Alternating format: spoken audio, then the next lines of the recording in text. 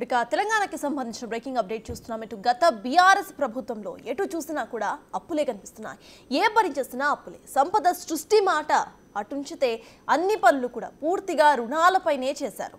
పైగా వాటి చెల్లింపులకు మార్గం ఏంటన్నది కూడా క్లారిటీ లేకుండానే ఏదో బండి నడిచిందా ఆ మాదిరిగా వ్యవహారాలను నడిపించేసింది గత సర్కార్.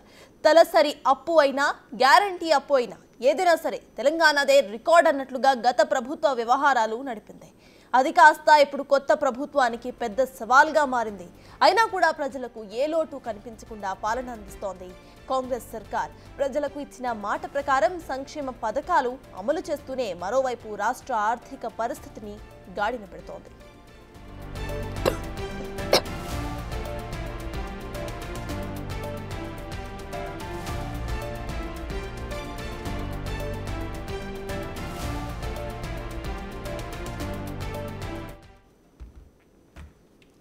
గత ప్రభుత్వం తెలంగాణను అప్పుల కుప్పగా మార్చితే కాంగ్రెస్ సర్కార్ వచ్చాక రాష్ట్ర ప్రజలపై మోపిన రుణభారాన్ని తగ్గిస్తున్నారు. అధికారంలోకి వచ్చినప్పటికీ అప్పటి నుంచి గత నెల నవంబర్ వరకు రాష్ట్ర ప్రభుత్వం మొత్తం 52,118 కోట్ల అప్పులను తెచ్చింది. ఇదే సమయంలో 64,516 కోట్ల చెల్లింపులు కూడా జరిపింది. వీటికి తోడుగా ప్రజలకు ఇచ్చిన మాట ప్రకారం వారికి ఎలాంటి లోటు కలగకుండా పథకాల రూపంలో ప్రజలకు 61,194 కోట్ల రూపాయలను ఖర్చు చేసింది.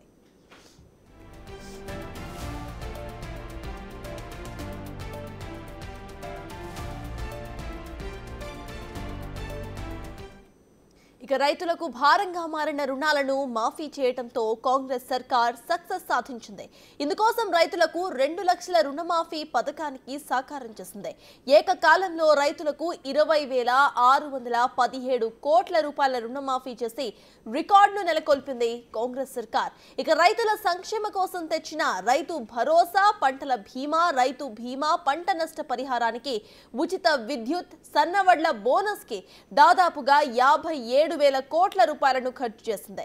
ఇక రాజీవ్ ఆరోగ్యశ్రీ కోసం 890 కోట్లు, మహాలక్ష్మి సబ్సిడీ కోసం 442 కోట్లు, ఉచిత విద్యుత్ పథకంలో భాగంగా గృహలక్ష్మి పథకానికి 1,234 కోట్ల రూపాయలను ఖర్చు చేసింది సర్కార్. ఇక విద్యుత్ సబ్సిడీ కోసం 11,141 కోట్లు, రైతుల ఇన్సూరెన్స్ కు 1,514 కోట్లు, రేషన్ బియ్యం సబ్సిడీ కోసం 1,647 కోట్లను పెట్టింది ప్రభుత్వం.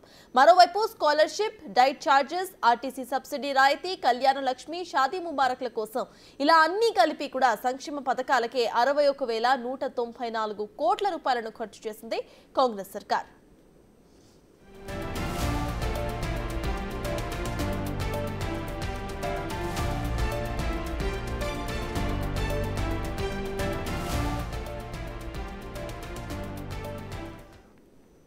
లక్ష్యం కొండంత ఉంది, కానీ సంకల్పం ఉంటే సాధ్యమేనని కాంగ్రెస్ పాలన చూస్తూ ఉంటే అర్థమవుతుంది. ఈ ఆర్థిక సంవత్సరం ముగియడానికి మరో 4 నెలలు మాత్రమే ఉంది. అయినా కూడా సవాళ్లను అధిగమించి ప్రయత్నిస్తే సాధ్యం కానిదంటూ ఏదీ లేదు కదా అంటూ ప్రభుత్వం చేస్తున్న ప్రయత్నం అప్పుల రాష్ట్రాలకు నిదర్శనంగా మారుతోంది.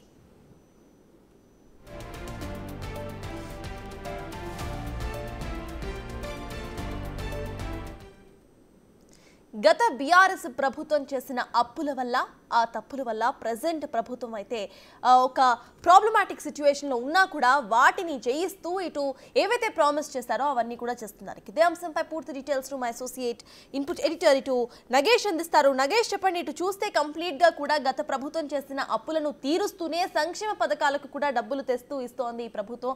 ఇంకా 4 monthsలో ఈ ఇయర్ అయితే కంప్లీట్ అవుతుంది. ఎలా చూడాలంటారు? ప్రజాపాలన కాంగ్రెస్ ప్రభుత్వం చేపట్టి సంవత్సరం ముగుస్తున్న క్రమంలో రాష్ట్ర ప్రభుత్వం ఒక నోట్ను విడుదల చేసింది. అంటే తెలంగాణ కాంగ్రెస్ ప్రభుత్వం ఏ విధంగా రాష్ట్రాన్ని నడుపుతుంది, గత బీఆర్ఎస్ ప్రభుత్వం 10 ఏళ్ల కాలంలో ఏం చేసింది అనేది కూడా అందులో క్లియర్గా పేర్కొంది. అంటే గత 10 ఏళ్ళు ఏలిన బీఆర్ఎస్ పార్టీ ఇప్పటికే 7 లక్షల కోట్ల అప్పు చేస్తే అందులో వడ్డీలకే 64,516 కోట్ల రూపాయలు కిస్తీలు, అలాగే మిత్తిలకే చెల్లించిన పరిస్థితి. మరి మిగతా సంబంధించి డెవలప్మెంట్కి సంబంధించి కూడా ఇప్పటికే రాష్ట్ర ప్రభుత్వం చాలా వరకు డబ్బులు వెచ్చిస్తూ దాని ప్రకారమే ముందుకెళ్తుందని చెప్పొచ్చు. ఎందుకంటే 2014 నుంచి 23 వరకు గత 10 ఏళ్లలో బీఆర్ఎస్ ప్రభుత్వం 7 లక్షల కోట్ల అప్పులు చేసి వాటికి చెల్లించాల్సిన వడ్డీలు కిస్తీలన్నీ కూడా కొత్తగా చేపట్టే అభివృద్ధి పనుల మీద అలాగే సంక్షేమ పథకాలకు సంబంధించి కూడా పూర్తిగా అవరోధాలుగా మారాయని చెప్పవచ్చు. ఎందుకంటే రాష్ట్రాన్ని నడపాలంటే ప్రతి సంక్షేమ పథకాన్ని ప్రతి అభివృద్ధి పథకాన్ని ప్రజలకు చెప్పాల్సి ఉంటుంది, ప్రజలకు వివరించి వాళ్ళకు అందజేయాల్సిన అవసరం కూడా ఉంది. ఎందుకంటే 6 గ్యారంటీల అమలును కూడా ఇప్పటికే రాష్ట్ర కాంగ్రెస్ ప్రభుత్వం యథావిధిగా తమకున్న వ్యవహారంలో కూడా ఎప్పటికప్పుడు తీసుకెళ్ళిపోతుంది. ఎందుకంటే రైతు భరోసా కావచ్చు, రైతు రుణమాఫీ కావచ్చు, అలాగే మిగతా ఏదైతే 6 గ్యారంటీలు ఫ్రీ బస్సు కావచ్చు, వీటన్నిటిని కూడా ఎప్పటికప్పుడు బేరీజ్ చేసుకుంటూ ముందుకు చేస్తున్న పరిస్థితి. రైతు సంక్షేమానికే 57,000 కోట్ల రూపాయలు ఇప్పటికే కాంగ్రెస్ ప్రభుత్వం వెచ్చించింది. ఇచ్చిన మాట ప్రకారం కూడా ఏదైతే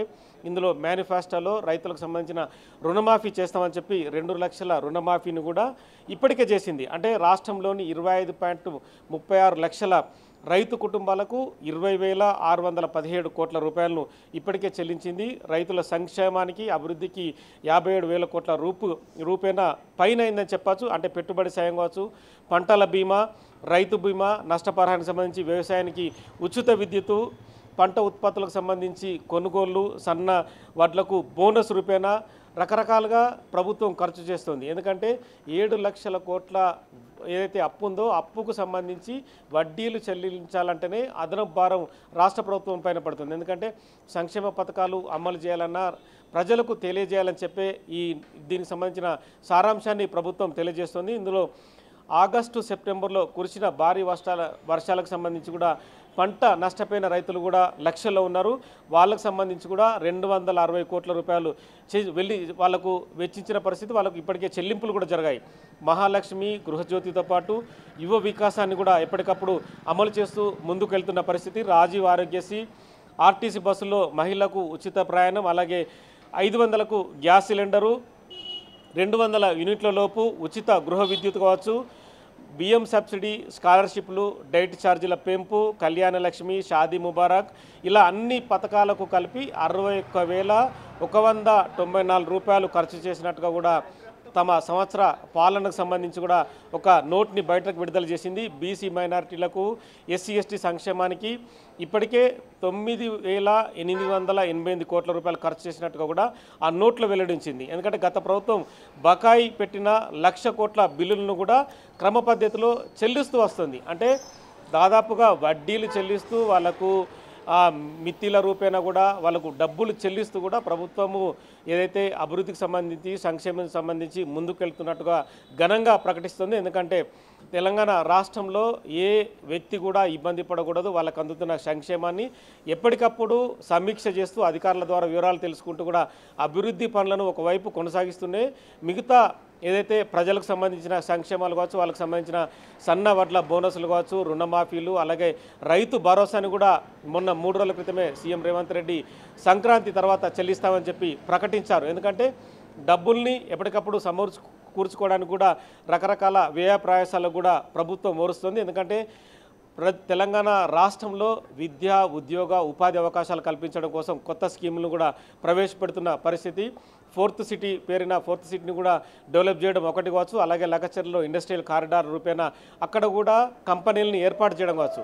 మిగతా చోట్ల కూడా నిన్ననే కోకోకోలా ఫ్యాక్టరీని కూడా గజ్వేల్లో ఓపెన్ చేసిన పరిస్థితి. ఇలా రకరకాల సంక్షేమ పథకాల్ని ప్రజలకు అందించడంతో పాటు చదువుకున్న విద్యార్థులకు ఎప్పటికప్పుడు ఉపాధి అవకాశాలు కల్పించడానికి, వాళ్ళకు ఉద్యోగాలు మెరుగుపరచడం కూడా ముందుంటామని చెప్పి కూడా ప్రభుత్వం ప్రకటిస్తుంది. ఇంకా ఏమైనా లోటుపాట్లు ఉంటే కూడా ఖచ్చితంగా వాటిని సరిదిద్దుతాం, తమకు వచ్చే డబ్బులు కావచ్చు, వాటికి చెల్లించే ఏదైతే డబ్బులు కావచ్చు వాటన్నిటిని కూడా సమానంగా చూసుకుంటూ తాము ఎక్కడా వెన్నుదిరిగే ప్రసక్తి లేదు, వెన్ను చూపే ప్రసక్తి లేదు. ఖచ్చితంగా రాష్ట్ర ప్రభుత్వం అభివృద్ధి సంక్షేమానికి ఖచ్చితంగా కాంగ్రెస్ ప్రభుత్వం కట్టుబడి ఉంది.